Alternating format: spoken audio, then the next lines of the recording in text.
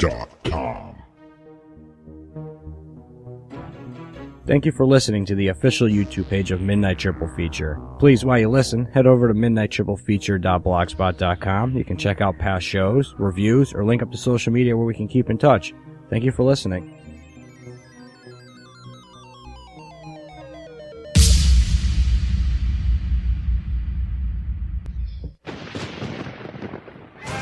If you are afraid and scare easily, beware.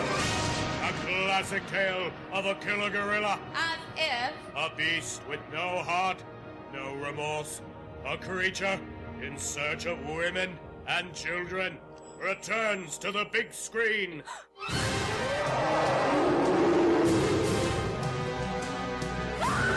The uncanny Chalikov as the hairy beast. The beautiful Sarah Duplanchich as the woman he loves. And Francis Fisk.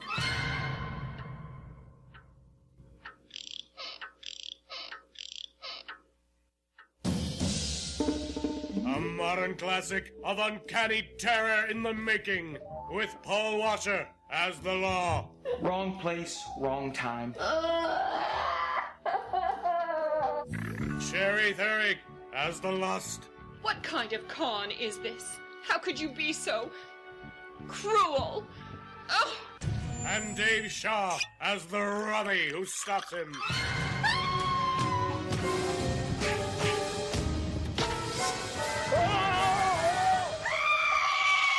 Back in black, from the depths of the jungle to the heart of the city, it's coming.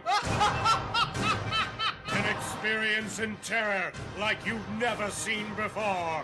Frightening, scary, horrifying, and frightening. This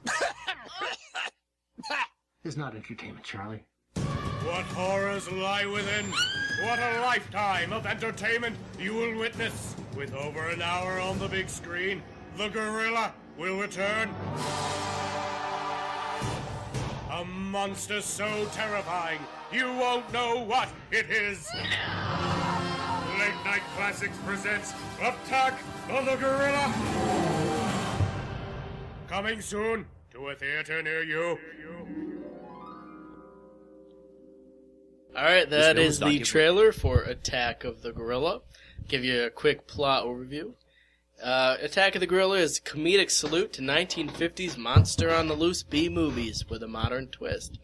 Late Night Classics presents Attack of the Gorilla. It tells the story of Anna, a young woman who discovers that an escaped gorilla is killing her friends and family. Her only hope to stop the beast is booze-hound former TV host Riggs Deardon, who once tussled with a gorilla 20 years previously.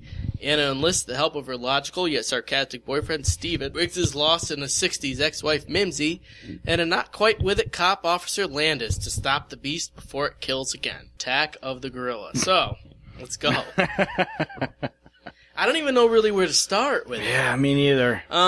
So, written and directed by Dave Shaw, who's worked on a couple of other indie projects. I looked him up on IMDb. You know, he's got a ton of stuff under his belt. Ton. Yeah, a lot of indie stuff, a lot of low budget stuff. Yeah. But yeah, this isn't his first project. They had an interesting way to raise money.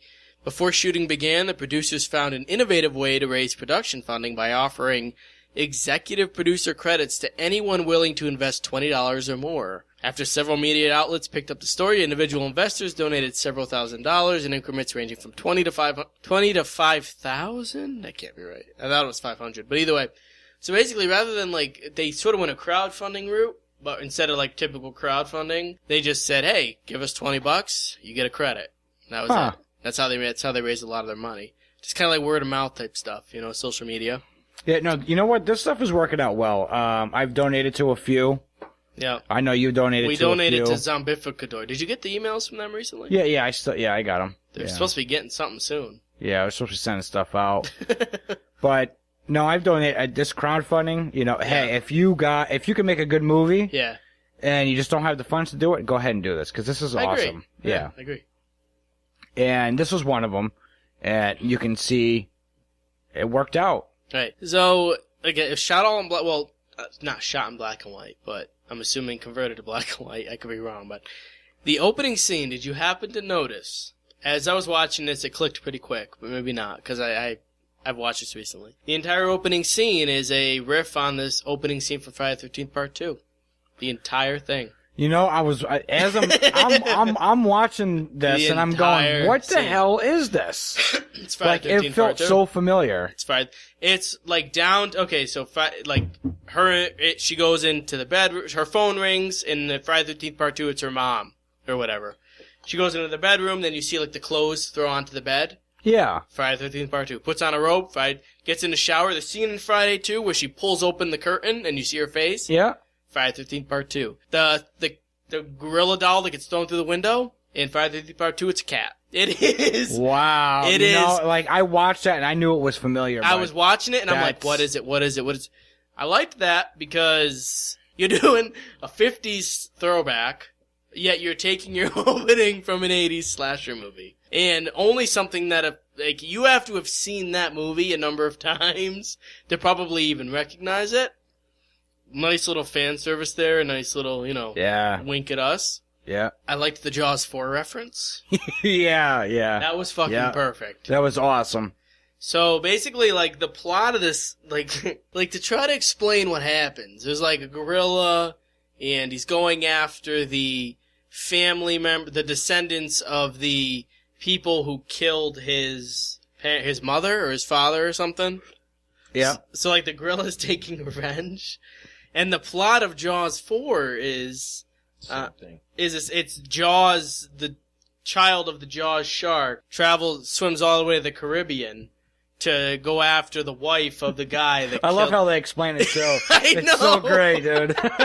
He's like, when he's explaining, he's like, you remember in Jaws 4 when the shark swam down to the Caribbean? And then he's like, it's just like that. Yeah. like I love it makes that. Perfect sense.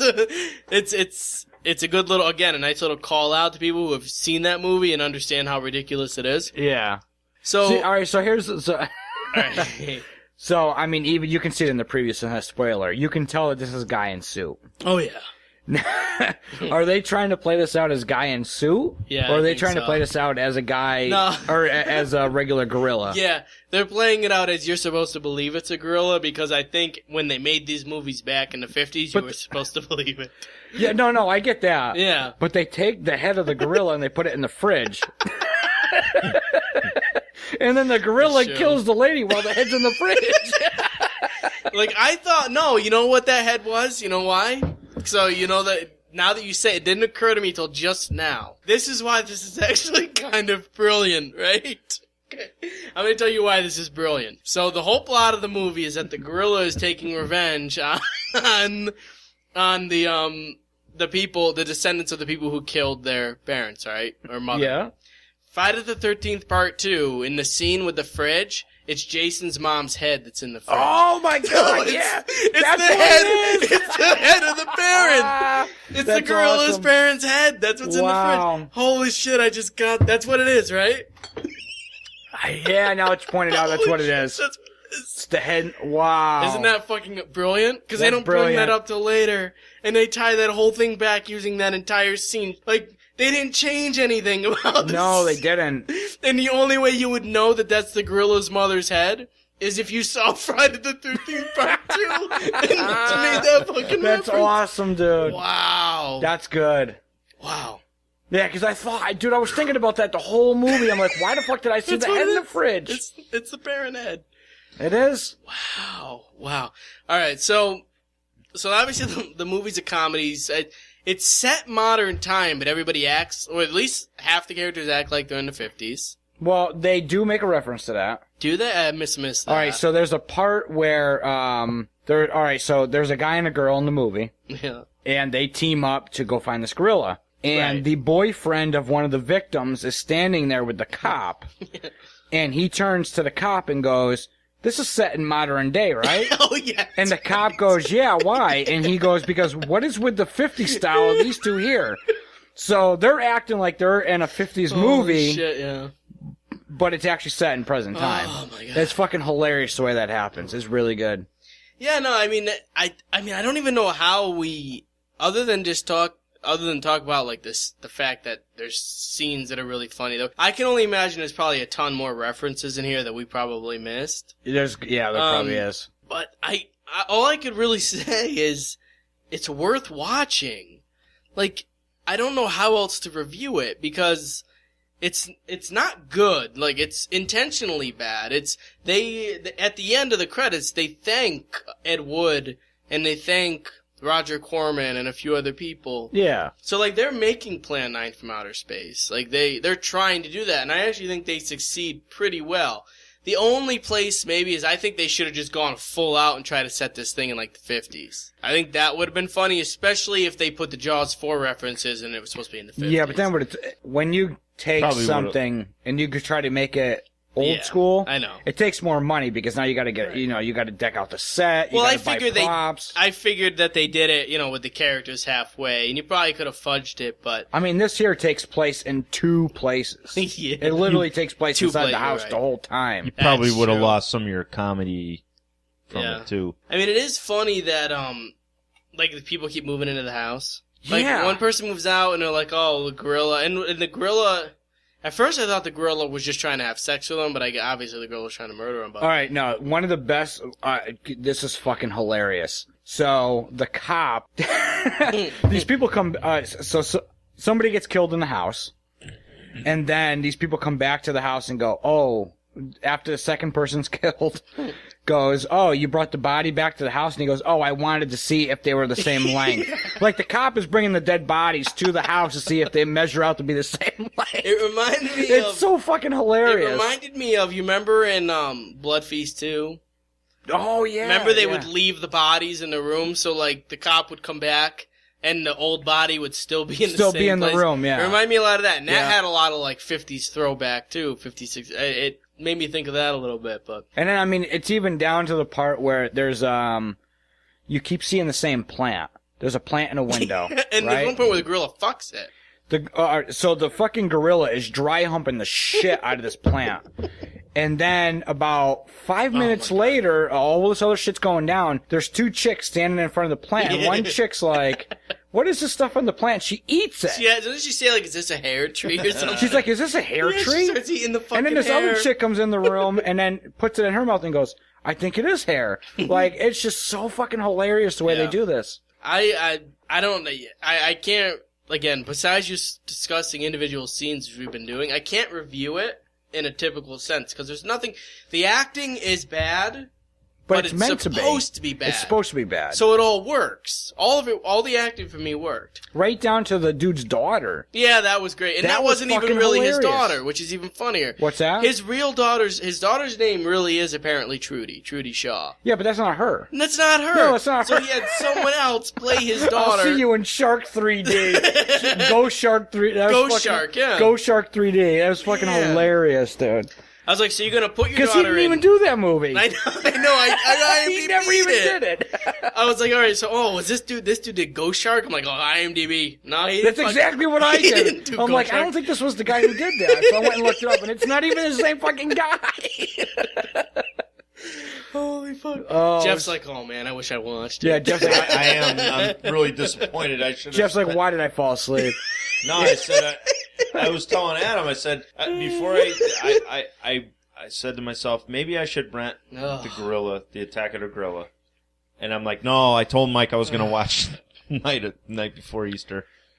I regret it. Oh, man. Hey, you know what? Well, it's what, $3? I am going to watch it. Go on. You got the information on the account. You go on. Well, you don't have anything linked to it, so you can. If you I rent didn't save my credit card information. Yeah, you go rent it for $3. No. I'll give you. I'll write you in on the next show. I'll give you a fucking 5-minute spot to do a review on this movie because you have to see it. It's that good. Okay. No, it'd be great if he comes in and he's I'll like, tell you it what. sucked. I thought the preview was interesting because when I started, I'm like, wow, it's still here. I'm like, I'm going to watch this instead. So I hit the play button, and I didn't realize it was just a preview. I'm like, oh, wow, this is good. I saved the previews in there so I could find the files later. It's I saw the length, and there was like this much left. I'm like, what? Yeah. Oh, damn. Yeah. So I will watch that. It's definitely. Have you ever seen Plan 9 from Outer Space? No. It's right on par. It's with right that, on par with that. It's this. It's shot the same way. Acted Plan the 9 same Outer way, Space yeah. is known as one of the worst movies ever filmed. But it's amazing. But it's an amazing fucking movie. Right. So, It's so bad, it's good. It is kind of like one of the, like if you had, a top, like a high point of what you would gauge to be one of the best, worst movies ever made, it's up there. Plan 9 from Outer Space is up there. It's hilariously bad. That's what I took from Attack of the Gorilla. mine is Troll Just a 2. preview. But here, I will tell you the difference between Plan 9 and Attack of the Gorilla. Attack of the Gorilla, they were trying to make that. Plan 9, they were trying to make a good movie. Yeah. They didn't. So there's a difference there. Plan 9 is bad with intent of being really good. Yeah. Which, So. I got not much else to say. Other Me than neither. If from what we've said, if it sounds like your cup of tea, check it out. Watch the trailer. I think you'll know immediately after the trailer whether or not it's for you. It pretty much, sums it up. It's absolutely fucking fantastic. Yeah. I enjoyed every minute of this movie. Had a lot of fun with it, Yeah, I was laughing through a lot of it. You got the because we always go back to the fucking cops, dude. I know. Yeah. It's just so hilarious with the cops. So yeah, definitely check this out. And as always, you can find us on the web at midnighttriplefeature.blogspot.com, on Twitter at MTFeature, and on Facebook. And on Facebook. And on Facebook. And on Facebook.